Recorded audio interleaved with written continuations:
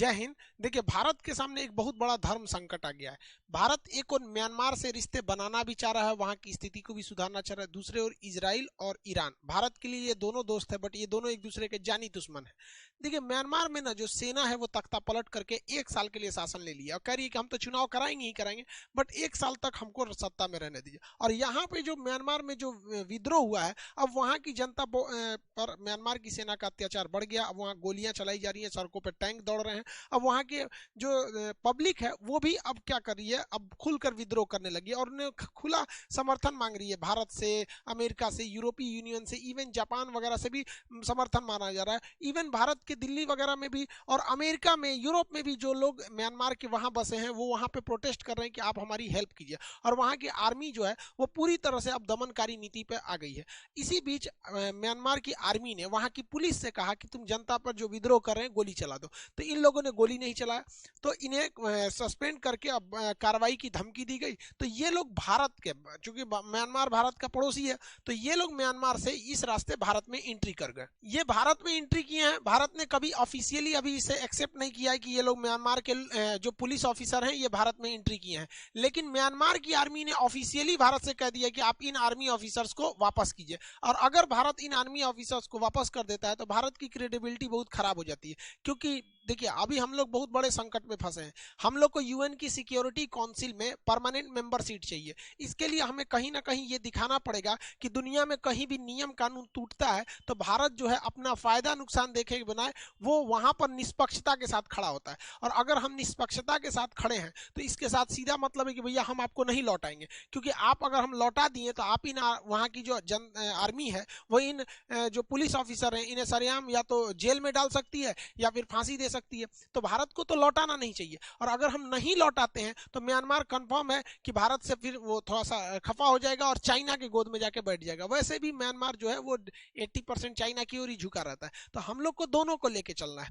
तो बेटर यही रहेगा कि हम लोग ने म्यांमार की आर्मी के साथ एक डील कर लेते कि भाई हम एक ही शर्त पे इन्हें लौटाएंगे कि अगर आप इनमें किसी भी तरह का पनिशमेंट, फांसी या ये सब चीजों को नहीं देते हैं, अदरवाइज में नहीं लौटाएंगे। या तो फिर बेटर यही है कि भारत एक्सेप्ट ही नहीं करे कि वो लोग यहाँ आए हैं और उन लोग को आर्मी टू आर्मी कहते कि भाई तुम इतना बड़ा हिंदुस्तान है, कहीं रह जाओ ना, यहाँ पे कोई दिक्कत नहीं। एक्सेप्ट ही नहीं करे भारत की आए हैं और ये भी कहते कि हाँ जैसे भारत में मिलेंगे हम आपको दे देंगे। कोई ऐसा थोड़ी है कि वो पुलिस ऑफिसर बहुत बड़े आतंकवादी या बहुत बड़े गैंगस्टर हैं। जैसे दाऊद इब्राहिम पाकिस्तान में छुपा है तो पाकिस्तान में दाग लगता है, हम लोग के ऊपर थोड़ी ना दाग लगेगा कि भैया दुनिया भी कहेगी अच्छा किया छुपा लिया यहाँ पे। तो हम लोग को बीच का रास्ता लेके चलना है। म्यांमार से हमें दुश्मनी भी नहीं रखनी है और आर्मी टू आर्मी म्यांमार से बात करना चाहिए।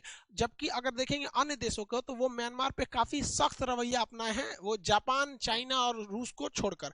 अमेरिका में जब अगर जो बाइडेन अभी आ गए, लेकिन अगर डोनाल्ड ट्रंप रहते तो अब तक बहुत बड़ा एक्शन ले लिए रहते, क्योंकि जो डोनाल्ड ट्रंप चाइना के एकदम खिलाफ थे और चाइना और म्यांमार में दोस्ती है, इस वजह से जो डोनाल्ड ट्रंप जरूर एंट्री मारते। जो बाइडेन भी किए हैं बट थोड़ा सा लेट से आए हैं।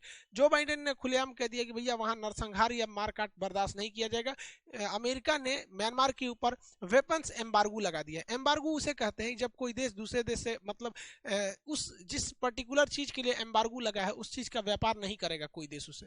तो इस पर वेपन एम्बार्गो लगाया गया है जिससे कि कोई भी देश म्यांमार को बड़े हथियार इस सब की सप्लाई वगैरह नहीं दे सकता है। और अगर पहले से ऑर्डर ले लिया गया है तो फिर उसकी भी सप्लाई रोक दी जाएगी। तो हालांकि म्यांमार की जो फौज है उसको किसी दूसरे देश से तो खतरा ही नहीं है। कौन भारत क्या उसमें हमला करने जाता है? चाइना हमला करने जाता है? नहीं करता है। तो उसको भी लगता है कि भैया तुम एम्बार्गो लगा के क्या फायदा हो जाएगा, थोड़ा सा सैंक्शन ही लगाओगे। हालांकि अमेरिका और भी सख्त कदम उठाया है।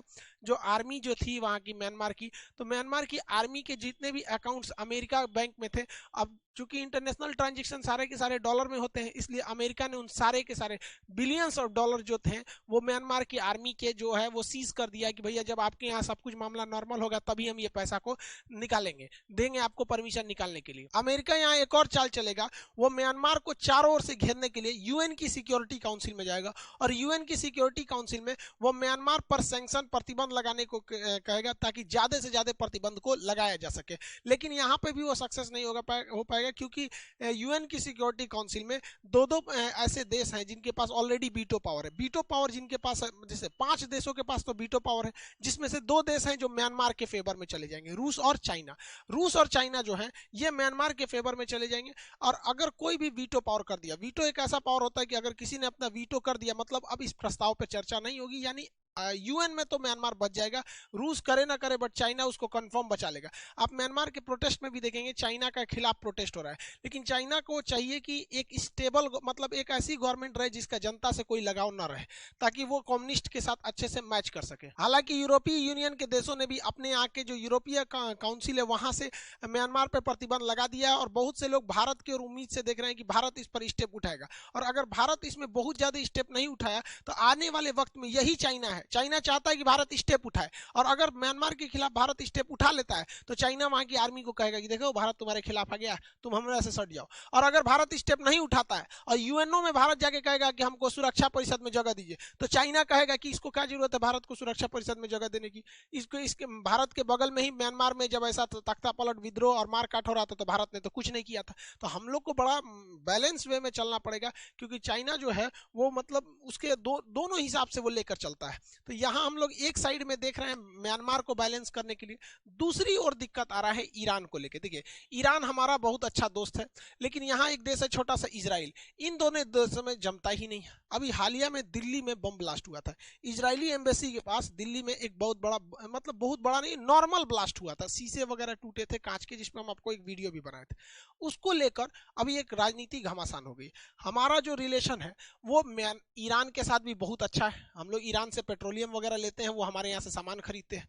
हमारा रिलेशन इजराइल के साथ भी बहुत अच्छा है, इजराइल से हम लोग वेपन्स वगैरह लेते हैं, टेक्नोलॉजी बहुत सारी चीजों को लेते हैं। तो हमें दोनों को लेकर चलना है, लेकिन ये सोच रहे एक दूसरे के जानी दुश्मन है।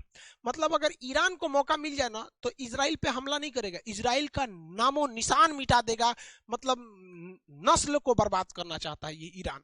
और इजराइल भी चाहता है कि सोचा तोरा हम छोड़ेंगे नहीं।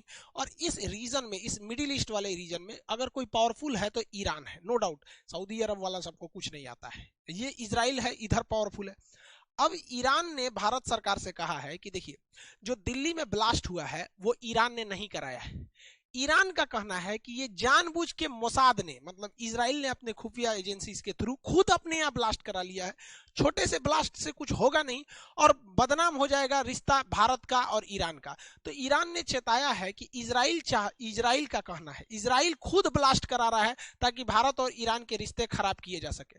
खैर अगर इस बात में हकीकत भी है तो भारत इतना बेवकूफ नहीं है। भारत को भी चाहिए कि हमें एक ऐसा ऑयल इंपोर्ट करने वाला चाहिए, एक ऐसा तेल का वाला देश चाहिए जहां से हमारी तेल की सप्लाई कभी ना रुके।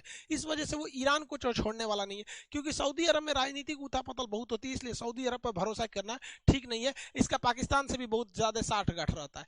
तो ये एक और करना है ये ईरान का कहना है। वही अगर हम इजराइल की बात सुनेंगे तो इजराइल कह रहा है, इजराइल की मोसाद खुफिया एजेंसी भारत की एजेंसी के साथ मिलकर जांच करिए कि कौन ब्लास्ट किया है। इसका कहना है कि भैया देखिए ये ब्लास्ट ईरान ने किया है और इजराइल के एम्बेसी के पास किया है।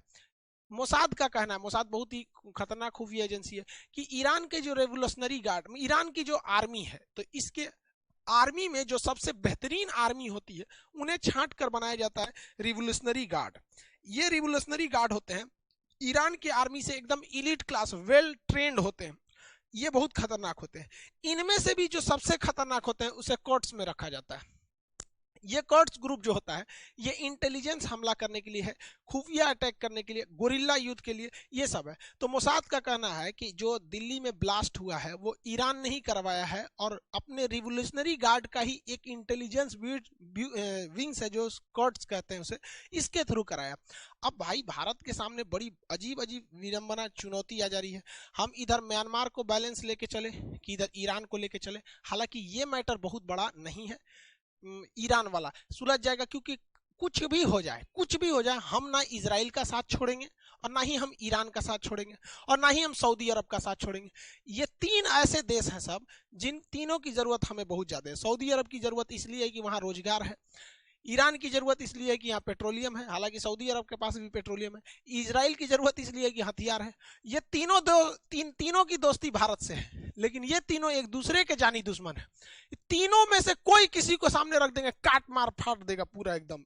और ऐसा नहीं जैसे भारत और चाइना की लड़ाई है, जमीन की लड़ाई है, इंडिया पाकिस्तान की लड़ाई है तो कश्मीर मुद्दे को लेके, लेकिन ऐसा नहीं है जैसे इन लोग की लड़ाई हम नस्ल काट देंगे, बर्बाद कर देंगे, ये सब टाइप का, ये सबको ये सब सोच रख ले ऐसे पता नहीं कौन सदी का। और इधर हम लोग म्यांमार को बैलेंस लेके चलते हैं, तो भाई हम लोग को बैलेंस लेके चलना है, ये वाला चीज तो बैलेंस हो जाएगा, लेकिन अभी तत्काल जो मुद्दा है म्यांमार का वो बड़ा अजीब टाइप का बैलेंस होगा। तो भारत सरकार को करना ये चाहिए कि म्यांमार को पॉलिटिकली समझाना चाहिए, और इंडियन आर्मी के थ्रू भी वहां के आर्मी पर्सन को भाई समझाना चाहिए कि देख भैया ज्यादा मत उड़, वरना हम लोग अगर ज्यादा ताम झाम करेगा तो तुम्हारे लिए भी बहुत दिक्कत आएगा। लेकिन दिक्कत क्या है ना कि जो छोटे मोटे देश होते हैं या ये लोग के पास जानते हैं कि हमको विकास से तो कुछ खास काम नहीं है, हमारा अपना पर्सनल प्रॉफिट होना चाहिए, देश भाड़ में गया, तो ये लोग ससुरे कुछ भी कर सकते हैं। और चाइना तो चाहता है कि अगर ऐसा हो जाएगा तो यहाँ पाकिस्तान से उसने सीपीईसी लाया है, यहाँ म्यांमार में भी सड़क ला देगा, भारत को घेर लेगा नीचे से अच्छा से। तो भारत भी बहुत मजे हुए कदम से आगे बढ़ रहा है। आई होप आप इसे समझे होंगे। मिलेंगे नेक्स्ट क्लास में। जय हिंद।